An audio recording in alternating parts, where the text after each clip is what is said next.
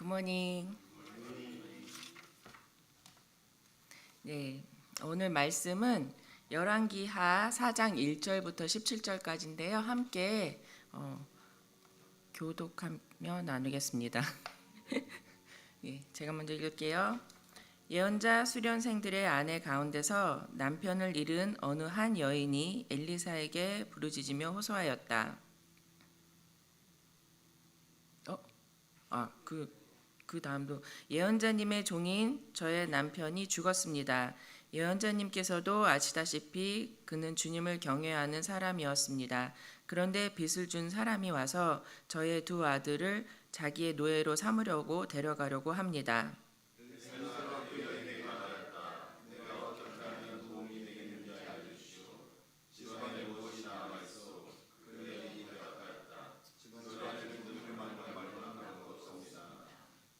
엘리사가 말하였다. 나가서 이웃 사람들에게 빈 그릇들을 빌려오시오. 되도록 많이 빌려와서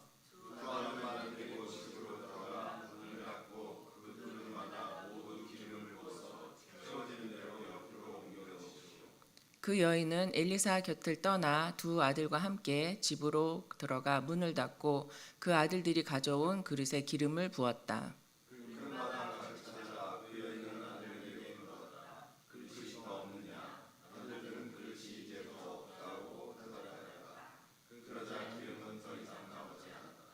여인은 하나님의 사람에게로 가서 이 사실을 알렸다.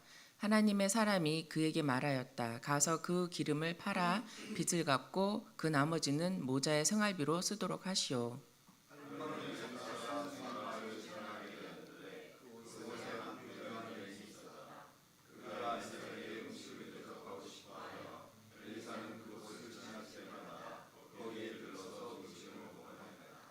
그 여인이 자기 남편에게 말하였다. 여보, 우리 앞을 늘 지나다니는 그가 거룩한 하나님의 사람인 것을 내가 압니다.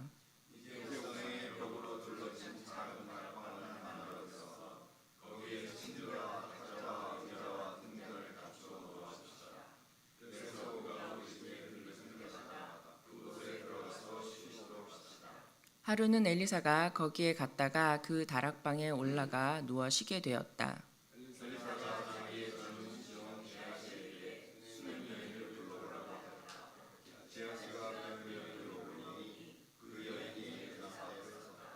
엘리사가 게하시에게 말하였다. 부인께 이렇게 여쭈어라.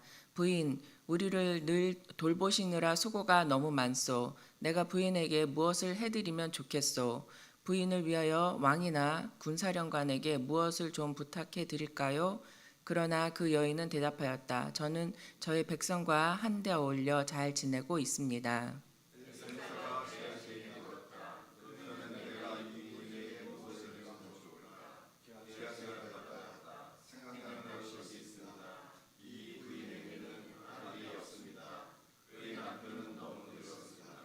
엘리사는 게하시에게 그 여인을 다시 불러오게 하였다. 게하시가 그 여인을 부르니 그 여인은 문 앞에 들어섰다.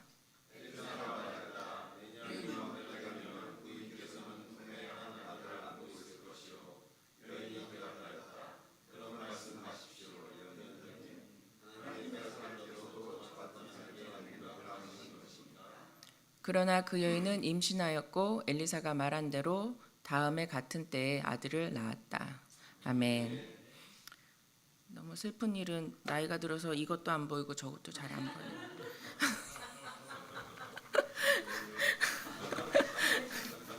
예. 네, 오늘 말씀을 보면은 열왕기하 이제 말씀을 저희가 묵상을 시작을 했잖아요. 엘리야 후에 이제 엘리사 이야기가 많이 나오고 그가 그를 통한 그 많은 기적들을 우리가 볼 수가 있는데요. 오늘 말씀에도 엘리사가 베풀은 그 기적을 볼 수가 있어요. 두 여인을 통하여서 기적을 베풀었는데 그 두 여인의 이야기가 저는 많이 이렇게 묵상을 하게 되었어요. 한 여인은 너무나도 가난했고 그 남편까지도 죽어서 그 빚을 갚지 못하게 되자 노예 두 아들이 있는데 그 아들을 노예로 데려가겠다고 뺏기게 된 그 절박한 순간에 있는 여인이었죠.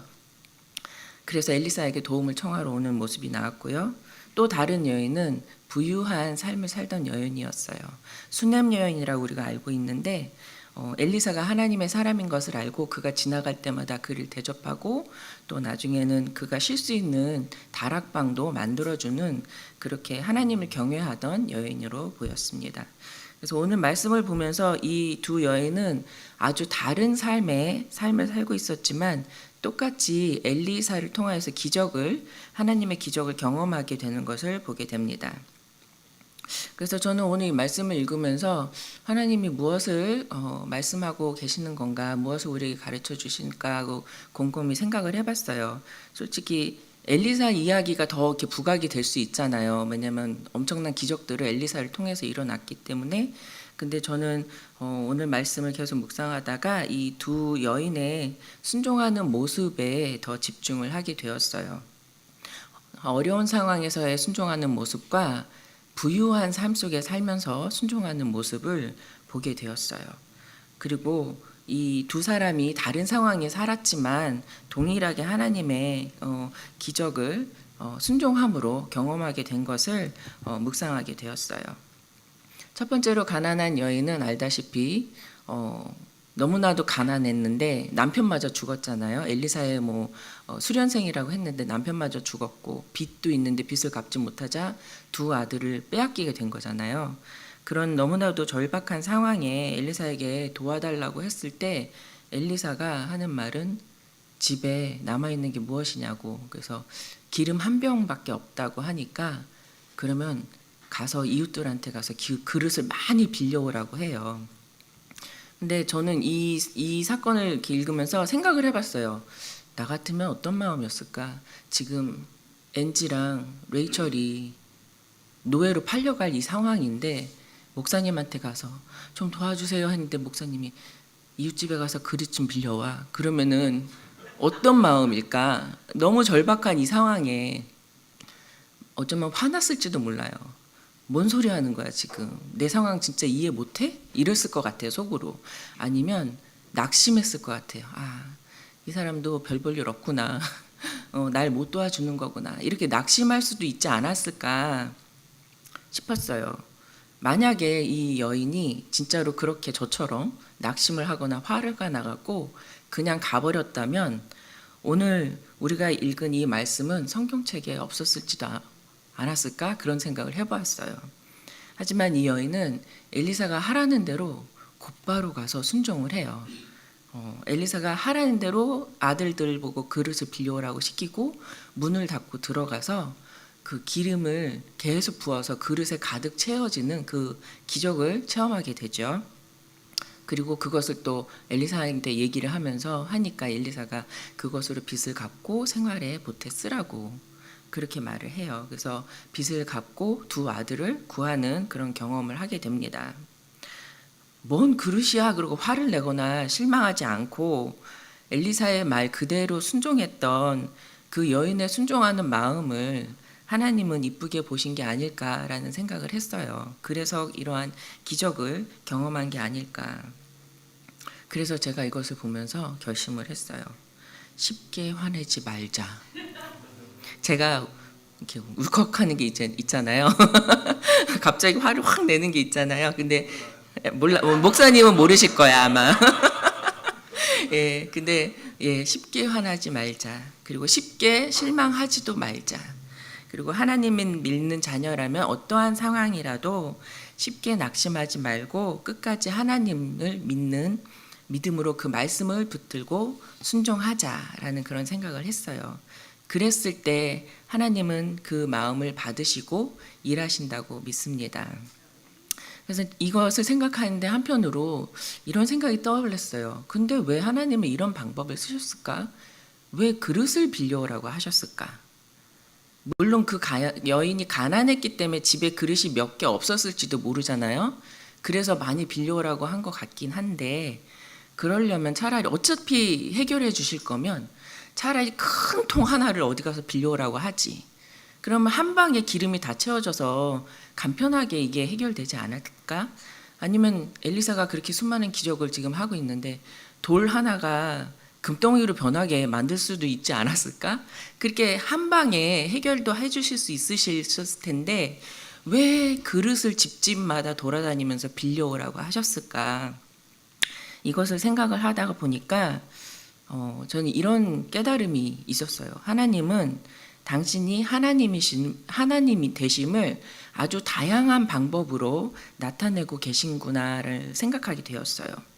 만약 엘리사가 진짜로 제가 말한 대로 한 방으로 한 번에 짠 하고 이렇게 기적을 베풀었다면은 그 여인의 주변에 살았던 사람들은 하나님을 경험할 기회가 없었지 않았을까 그런 생각을 했어요. 왜냐하면 이 집 저 집을 막 가서 그릇을 빌렸을 거 아니에요.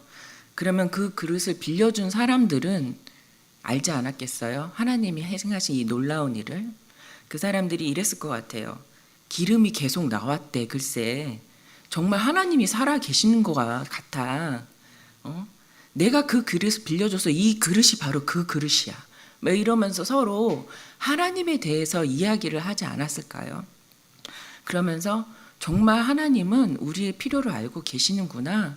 이렇게 놀라운 방법으로 채워주시고 계시는구나 하고 서로 하나님에 대해서 얘기하며 하나님을 알아가지 않았을까 그런 생각을 했습니다. 그래서 하나님은 당신이 하나님이심을 정말 다양한 방법으로 여러 가지 방법으로 나타내고 계시고요. 더 중요한 것은 이 여인이 순종하였기 때문에 하나님이 더 알려지게 된 것이라고 생각을 합니다. 이것이 바로 하나님의 방법이구나라고 생각을 했습니다. 많은 경우 우리는 문제가 생겼을 때 그 문제가 빨리 해결되기를 원해요. 당장 해결되기를 원하죠. 그것도 우리가 원하는 방법대로 해결되기를 원합니다. 하지만 하나님의 생각과 우리의 생각은 너무나도 달라요. 오늘 우리가 찬양한 것처럼 그의 생각은 셀 수가 없다고 하잖아요. 정말 하나님의 방법은 우리의 상상을 초월합니다. 그리고 절대로 실패가 없으십니다. 그런 하나님이 우리 하나님이심을 찬양합니다. 두 번째 여인은 넉넉한 삶을 살던 여인이었어요. 반대죠. 완전히 상반된 상황이었죠. 그 여인은 엘리사가 하나님의 사람인 걸 알았다고 했어요. 그래서 그를 늘 대접하다가 그가 쉴 수 있는 장소까지도 마련해 줄 수 있을 만큼 부자였던 것 같아요. 그래서 엘리사를 이렇게 대접하고 싶어 하는 마음도 저는 하나님이 주셨기 때문에 가능하다고 생각을 했어요. 하나님이 그 마음을 주셨기 때문에 할 수 있었고 그 여인은 그 마음을 순종을 한 것이죠. 그래서 이 여인의 순종함을 또 보게 된 거예요. 그런 그 여인의 그 마음, 순종하고자 하는 그 마음을 하나님이 또 이쁘게 보시고 그 남편이 나이가 많다고 했는데도 다음 해에 아들을 갖게 되는 그런 기적을 또 하나님이 베푸셨죠. 근데 여기서 우리가 오해할 수 있는 게 에이 부자니까 그렇게 할 수 있었지라고 말할 수도 있어요. 부유해서 잘 산다고 잘 베풀고 잘 섬기는 것은 아니더라고요. 제가 살아보니까. 네, 중요한 것은 돈이 많고 적고의 문제가 아니라 하나님이 주신 마음에 순종하느냐 아느냐의 문제인 것 같습니다. 제가 중국에 있을 때 아마 예전에 한번 이 얘기를 간증을 한 적이 있는데요. 저희 집에 세탁기가 고장이 난 거예요. 저희 집이 4층 아파트에 살았거든요. 중국은 6층까지 지어진 아파트는 엘리베이터가 없어요. 10몇 층씩 지어진 아파트는 엘리베이터가 있는데 6층까지 건물에는 엘리베이터가 없는데 저희가 그런 아파트에 4층에 살았어요. 근데 세탁기가 고장 났어요. 그래서 같은 아파트 다른 동에 사는 그 같이 일하는 직원 친구 집에 가서 빨래를 하는 거예요. 왜냐면 세탁기를 고치려니까 저희가 이 세탁기를 중고로 샀는데 그 중고로 산 값만큼 내라고 하는 거예요. 고치려면. 그러니 이걸 고칠 수도 없고 또 새로 살 수도 없는 형편이니까 친구 집 가서 이제 빨래를 하는 거죠. 4층에서 흰 빨래, 까만 빨래 나눠서 해야 되잖아요. 흰 빨래를 들고 어쨌든 갖고 내려가서 다른 동까지 걸어가서 빨래를 돌려요. 그러면 집에 왔다가 한 30, 40분 후에 빨래가 끝나면 가갖고 까만 빨래 넣고 이 젖은 빨래를 들고 아파트로 와요. 그러면 집에 있는 발코니에다가 그걸 빨래를 널어요. 그러면 한 3, 40분 후에 또 가서 그 빨래를 또 꺼내 갖고 4층까지 올라가서 빨래를 또 널어요. 빨래가 젖으면 무겁잖아요. 그거를 4층까지 가지고 올라가서 하는 거예요. 그거를 일주일에 빨래 한두 번도 하잖아요. 그걸 2주째 하고 있는데 너무 힘든 거예요. 이거를 도대체 언제까지 해야 돼? 그러면서 이렇게 계단을 이렇게 올라가고 있는데 하나님이 저한테 너는 왜 기도를 안 하니? 그러시는 음성이 들리는 것 같았어요. 근데 생각해 보니까 제가 하나님 세탁기 달라는 기도를 안 한 거예요. 제가 그러면서 힘들게 그 빨래를 하고 있었죠. 그래서 그 즉시로 하나님 저 세탁기 하나만 주세요. 그냥 진짜 이렇게 기도를 했어요. 올라가면서 세탁기 하나만 주세요. 그러고 올라갔어요. 그러고 며칠이 지났는데 남편이 제가 이제 학교에서 근무하고 있을 때 전화가 왔어요. 자기야 집에 가면 세탁기가 하나 와 있을 거야. 그러는 거예요. 그래서 응? 세탁기 샀어? 그랬더니 아니래요. 누가 배달해 줬대요. 그래서 나중에 알고 봤더니 남편이 운영하던 그 DTS 학교에 간사가 있는데 그 간사가 세탁기가 2개가 있었던 거예요. 근데 남편이 세탁기가 내가 고장났다고 이제 남편하고 통화하는 얘기를 2주 전에 들었겠죠. 근데 이 간사가 고민을 한 거예요. 세탁기를 팔 생각을 했는데 고장이 났다는데 이걸 줘야 되나 말아야 되나 2주 동안 고민을 했다는 거죠. 근데 하나님께 그냥 하나님이 주라는 마음을 주셔갖고 자기가 그냥 우리 집으로 배달을 보낸 거였어요. 그래서 제가 그 자매아이를 만나서 너 그거 하나님 이렇게 배달을 해야겠다고 마음먹은 그 시점이 언제야? 그랬더니 딱 제가 하나님 저 세탁기 하나만 주세요 하고 이렇게 올라가면서 기도했던 그 시점이랑 너무 가까운 시점에 자기가 마음을 결정을 했다는 거죠. 그래서 제가 그거를 나눴어요. 내가 이렇게 했어, 기도를 했어. 그랬더니 이 자매도 놀래고 저도 너무 놀래면 소름이 쫙 끼치는 거죠. 동시에 하나님이 역사하신 걸 경험을 하면서 너무너무 기뻤어요. 세탁기가 생긴 것보다 우리 안에 역사하신 하나님을 경험한 것이 너무나도 우리가 기뻤던 거예요.